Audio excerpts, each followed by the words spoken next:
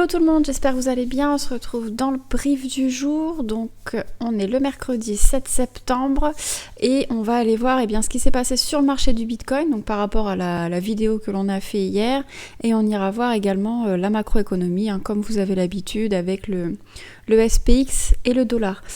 Juste un petit rappel pour ceux qui débutent sur les marchés financiers, notamment sur le marché des crypto-monnaies, n'hésitez pas, vous avez l'accès à une formation qui est gratuite, avec un support écrit sous forme de PDF pour vous aider à suivre cette formation. Donc n'hésitez pas, le lien il est dans la description. Ça peut vraiment vous aider à comprendre nos vidéos et à comprendre un peu comment ça marche, comment lire les graphiques, comment essayer d'interpréter et d'anticiper les mouvements qui peuvent venir tout simplement sur les marchés financiers traditionnels, mais aussi sur le marché des crypto-monnaies, puisqu'on aborde toutes les particularités des cryptos en général. Voilà.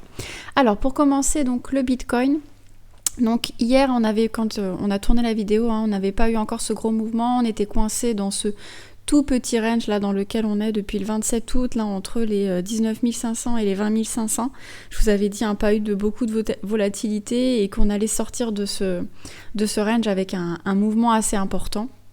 Alors le mouvement n'a pas été non plus à un retour soit aux 25 000 ou un retour aux 17 000, mais quand même on a fait une belle journée baissière ici. Là on est passé donc de 19 760 à l'ouverture à 18 700, donc on a perdu $1000 sur la journée, et vous allez voir que sur cette journée on a eu pas mal de choses qui se sont passées. Le MACD qui était à 2 doigts de repasser côté acheteur, bon concrètement il est resté dans la main des vendeurs, puisqu'on a eu cette journée baissière, mais si vous regardez là par rapport au volume, on n'a pas eu des volumes non plus aussi importants que ce que l'on a connu au mois de juin. Voilà, ici là sur cette descente là, la descente d'ailleurs qui est beaucoup plus importante, bien évidemment, mais en tout cas on n'a pas eu ces volumes aussi importants, mais quand même on a eu un petit réveil des vendeurs. Je ne sais pas si vous vous souvenez ou si vous suiviez déjà nos vidéos, mais il y avait quelques temps, on avait parlé des M qui se formaient, d'accord ? Et on avait placé un Fibo sur cette structure là en M ici, avec donc la neckline qui est ici là sur la base de mon Fibo, et on avait dit que si ce M allait au bout par rapport au retracement de Fibonacci, on pourrait tout simplement venir chercher ici ce ratio doré là des 1,618. Donc pour l'instant on n'y est pas encore, mais c'est une possibilité de venir approcher en tout cas ce niveau, comme ça peut rester tout simplement sur cette zone. On voit bien qu'ici, si je trace un rectangle, vous allez le voir assez facilement, mais on est vraiment sur une zone ici de support. Voilà, ici le prix à chaque fois a rebondi dessus, on le voit assez clairement ici là sur la journée du 18 et du 19 juin, c'est revenu tester encore ici entre le 30 et le 5 juillet, 30 juin et 5 juillet, revenu encore ici le 13 juillet, et là on revient encore dans cette zone. Donc maintenant, il ne faut pas que ce support tienne, casse plutôt, il faut vraiment qu'il tienne, c'est assez important. Et après, le dernier support qu'il y a, c'est tout simplement le plus bas que l'on a eu sur le marché, qui est ici aux alentours des 17 500. Alors là, je suis sur Bitstamp, donc ça peut un peu bouger selon les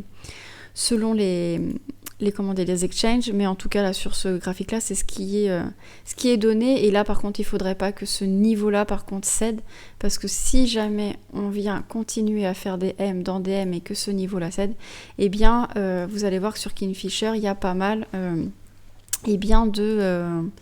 de liquidités à venir chercher. Je vais juste vous sortir le graphique en attendant, voilà. Côté du coup, sur cette descente là, on a eu énormément de liquidations. Forcément des liquidations d'acheteurs, bien évidemment. Donc juste ici, on voit, je sais pas si je vais zoomer un petit peu, mais voilà, on a cette très grosse mèche. On est clairement venu sortir les acheteurs qui sont rentrés à levier sur ce marché. Et c'est probablement pour venir chercher ces liquidités-là que le marché a créé ce fort mouvement. Comme ça, d'un coup, vous avez vu qui s'est passé juste sur une seule heure. Là, je suis en horaire et tout s'est passé sur une seule et même bougie. Donc voilà. Le fooding rate depuis, il est clairement négatif. D'accord ? Donc ça veut dire qu'on a plutôt des vendeurs sur ce marché que des acheteurs. Donc ça pourrait éventuellement aider à ce que le prix monte, d'accord? Mais on sait que depuis un petit moment, on a quand même beaucoup plus de vendeurs et pour autant, le marché est venu chercher les liquidités plus bas. Donc, ça ne veut absolument rien dire. Voilà, là, donc là, vous avez, je vais juste sortir. Donc là, vous avez celui de Bybit. Donc, on a des liquidités à prendre, des liquidations, donc des margin calls à faire aux alentours des 19 000 et au-dessus, eh bien, les gros pics, ça a commencé aux 16 500, 15 000, 15 000 encore, donc 15 500, 15 000 et encore beaucoup plus bas à 13 000. Sur Binance, c'est quasi similaire. Donc ça ne veut pas dire qu'on va y aller, mais si jamais ce support-là des 17 500 break, il y a de fortes chances qu'on revienne chercher en tout cas dans la zone des 16 000. Et d'ailleurs, ça correspondrait à l'objectif du Fibonacci, enfin un des objectifs du Fibonacci. Maintenant, ça ne veut pas dire que l'on ira, bien évidemment. Autre chose aussi d'intéressant, on a toujours ces open interest qui restent assez hauts malgré la grosse chute ici. Donc on a quand même pas mal d'intérêt pour ce marché-là, sur ce gros mouvement-là. Donc le problème, c'est que si les shorters sont entrés sur ce marché-là, il y a de grandes chances qu'on vienne les liquider, qu'on vienne chercher les stops tout simplement un petit peu plus haut. Voilà. Après, actuellement, là, on est dans une zone par rapport au volume profile, on est dans un creux.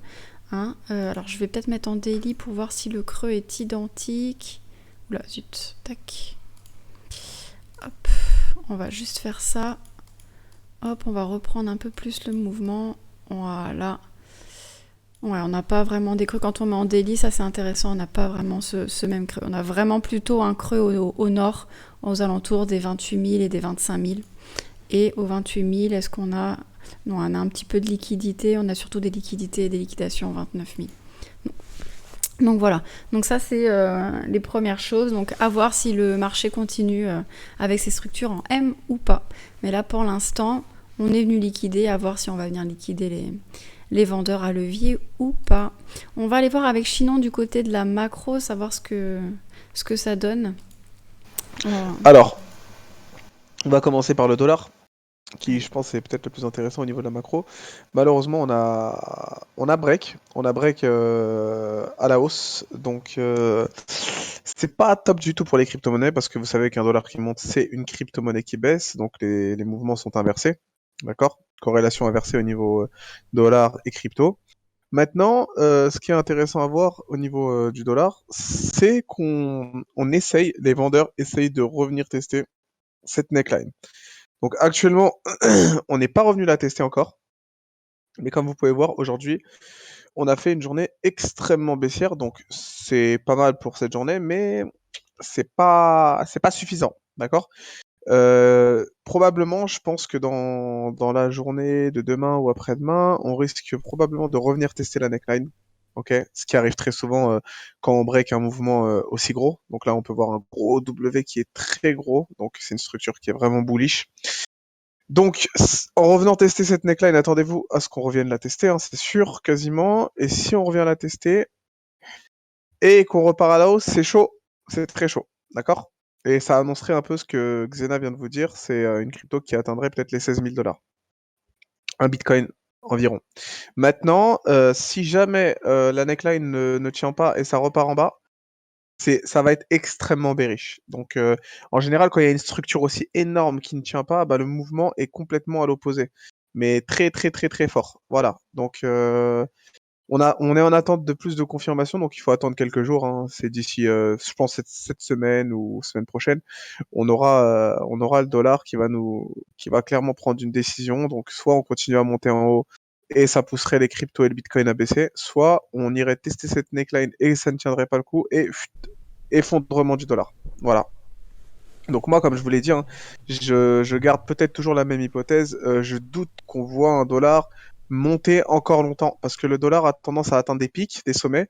Et lorsque le dollar atteint des sommets, bah, il repart fort à la baisse, fort, fort, fort à la baisse. C'est ce qui arrive souvent. Donc les gens vendent pour sortir de ce marché un peu sûr, pour rentrer avec leurs bénéfices dans les marchés à risque pour avoir des bénéfices. Parce que vous savez que les marchés à risque, lorsque vous avez des bénéfices sur les marchés à risque, bah, les bénéfices sont bien plus gros que les marchés un peu plus sûrs, vous avez des plus petits bénéfices. Par contre, c'est des baleines qui rentrent. Donc même si petits bénéfices pour eux, c'est des millions. C'est des millions de dollars, ça se compte en millions. Donc dollar, c'est pas le mieux, mais ça peut encore se rattraper. Voilà pour résumer pour le dollar. Maintenant, on va aller voir au niveau du SPX. Au niveau du SPX, attendez, on zoome tout ça. Tac, tac, tac, tac, tac. Alors, au niveau du SPX, ça va, c'est pas trop mal. Enfin, c'est pas top du tout même, mais ça va. C'est-à-dire que c'est pas catastrophique, on est toujours sur cette SSB. Et comme vous pouvez le voir, aujourd'hui, on a fait une journée extrêmement haussière, donc très très très bullish. C'est favorable. Maintenant, tant qu'on break pas cette SSB, ça va. Ok? Maintenant, il faut faire attention parce que actuellement, quand on regarde en daily, les vendeurs ont toujours la main. Par contre, ils commencent à s'essouffler. Les acheteurs commencent à se réveiller. Il faudrait qu'ils se réveillent un peu plus rapidement, je pense, parce que là, c'est quand même pas le best. Par contre, on peut voir quelque chose d'intéressant sur le SPX. Si on dézoome un peu, ce qui pourrait se former, ce serait si jamais cette SSB tient le coup pour les traders Ishimoku, cette grosse résistance et qu'on repart fort à la hausse, bah vous pouvez voir cette structure gigantesque en W. Ok? Donc il y a une structure énorme en W qui pourrait se former au niveau du SPX et qui pourrait pousser donc le marché des cryptos et les assets à risque fortement à la hausse. Mais actuellement, on n'y est pas encore, d'accord? On est encore loin de cette hypothèse. Pour l'instant, on est en train de résister au niveau de la SSB pour les traders Ishimoku. C'est une résistance qui est assez solide. Tant qu'on la break pas à la baisse, ça va. C'est pas catastrophique, mais c'est pas top. Pour l'instant, déjà, on est venu la tester. C'est pas top, top, top. Maintenant, moi, l'hypothèse que j'avais pris la dernière fois, c'est qu'on allait la tester cette SSB, qu'on allait effrayer les gens un peu à ce niveau-là, puis repartir fort à la hausse. Ce serait l'hypothèse que je verrais. Maintenant, à voir, ok? Parce que là, ça commence à faire un peu longtemps que le monde enfin, que le marché des cryptos est très bas, hein, comme on peut le voir. Hein. On a fait que de crash, crash, crash, crash. Et n'oubliez pas que les marchés financiers, c'est souvent, il y a un moment ou l'autre où il prend l'autre direction. Et je pense que ça pourrait peut-être atteindre peut-être le bottom et que lorsque la direction inverse se fera, bah, elle sera très brutale également, d'accord? Donc, donc, il faut se préparer à ce que ça puisse se retourner et que le marché puisse repartir à la hausse. Maintenant, on attend plus de confirmations et une fois que les confirmations seront faites, bah, préparez votre cash, préparez-vous à sortir sur certains assets. Par contre, petit détail, gardez toujours de la liquidité, ok? Essayez de garder du capital de côté. On ne sait jamais, parce que comme Xena vous l'a dit précédemment, le marché peut s'effondrer à nouveau, un peu encore plus bas, et ça vous permettrait donc d'avoir de meilleures opportunités pour rentrer. Voilà, voilà Xena pour ma part. Eh ben ça marche. Bah écoutez, j'espère que la vidéo vous aura plu, elle vous aura donné des indications assez claires. Et sur ce, on vous dit à demain pour une prochaine vidéo. Ciao ciao.